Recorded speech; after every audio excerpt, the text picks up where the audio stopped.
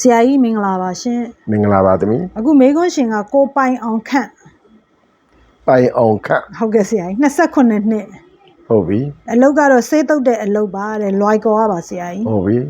ဆရာကြီးခင်ဗျားတဲ့ကချင်ပြည်နယ်ကိုတဲ့ကားလိုက်ရင်းနဲ့တဲ့ငှက်ဖျားမိလာပါတယ်တဲ့ဟုတ်ပြီမြန်မာတိုင်းရင်းစေးနဲ့တဲ့ကုသလို့ရပါသလားခင်ဗျားတဲ့ရပါတယ်အင်္ဂလိပ်စေးနဲ့ဓာတ်မတဲလို့ပါခင်ဗျာတဲ့ငှက်ဖျားလည်းပိုးပဲလေဟုတ်ကဲ့ဆရာကြီးဝဲကြိုက်တယ်လည်းပိုးပဲလေဟုတ်ကဲ့ဆရာကြီးမြည်သည့်ပိုးပဲဖြစ်ပေါ့ဟုတ်ကဲ့ဆရာကြီးအဲ့ဒီပိုးကိုခန္ဓာကိုယ်ထဲမှာရှိတော့ဘူးဆိုရင်ဒီယောဂပြောက်တာပဲမြပိုးခန္ဓာကိုယ်ထဲမှာဘာကြောင့်ရှိလဲလို့မေးရင်တစ်ကအကျော်ဒီအစားများရင်ပိုးမျိုးစုံပြောတယ်ဟုတ်ကဲ့ဆရာကြီးအဲ့တော့ဒီယောဂပြောက်ရှင်နေဆိုရင်အကျော်မှန်သမျှရလိုက်ပါဟုတ်ကဲ့ပါဆရာကြီးဥပမာအပြင်အကြကွေးစုမှုစားဘရာကျော်ပလာတာမစားသင့်ဘူးဟုတ်ကဲ့ပါဆရာကြီးငါးကျော်ကြက်ကျော်မစားသင့်ဘူးခလေးစားတဲ့အာလူကျော်ငမုတ်ကျော်မစားသင့်ဘူးလီပေါင်းတို့တယ်အဲ့အကျော်ဒီရဲ့ဘယ်ဟာစားပါဆိုအခါနဲ့အချင်းမှန်စားပါဟုတ်ကဲ့ပါဆရာကြီးအချင်းနဲ့အခါကိုအလှည့်ကြစားပါဥမာဒိန်ကျင်တောက်မယ်မကြီးရွှေရည်တောက်မယ်တီးစုံချင်ရင်စားမယ်ခွေတော့ရဲ့ဟင်းညိုချက်တောက်မယ်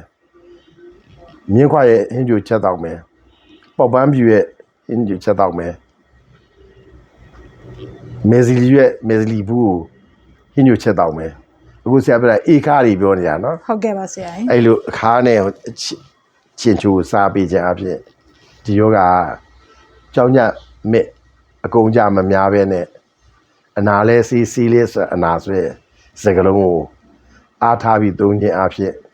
တက်တာသွားပါလိမ့်မယ်လို့ပြောချင်ပါတယ်ဆရာကြီးငှက်ဖျားတက်တဲ့အချိန်ပေါ့နော်ဟုတ်ပြီအဲ့လိုအချိန်ဆိုရင်ဘယ်လို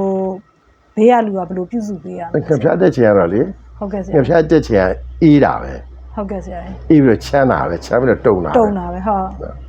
အဲ့ဒါတော့ပိုးပဲလေဟုတ်ကဲ့ဆရာကြီးအဲ့တော့ပိုးဆိုတော့ပိုးမနေနိုင်အောင်ခုနမတည့်တဲ့အစာတွေကိုရှောင်တည့်တဲ့အစာတွေကိုစားသိပ်ဖြစ်လာတဲ့အချိန်မှာချမ်းတာကိုချမ်းတယ်ဆိုတော့အနှွေးတဲ့ဝေလေပိုးလူချမ်းလေဟုတ်ကဲ့ဆရာကြီးအနှွေးတဲ့3လဝေထားလေချမ်းလေအဲ့ဒီအချိန်မှာလိမ့်စီလိမ့်ကြည့်ပါတနခါလိမ့်ကြည့်ပါဟုတ်ကဲ့ဆရာကြီးအမှတ်တရတော့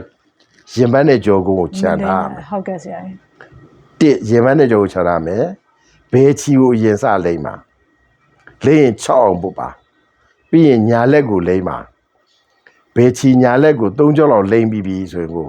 အဲ့ချမ်းတုံတာတက်လာတော့မှာဟုတ်ကဲ့ပါဆရာပြီးတော့မှတကူလုံးလိမ့်ပါဟုတ်ကဲ့ပါဆရာကြောနဲ့ရင်ဘတ်ကိုတော့ချမ်းထားပါဟုတ်ကဲ့ပါဆရာကြီးကျေးဇူးတင်ပါတယ်ဆရာကြီးရှင်အားလုံးအစာဝအနာကင်းဘုရားရှင်ကြပါစေဗျာ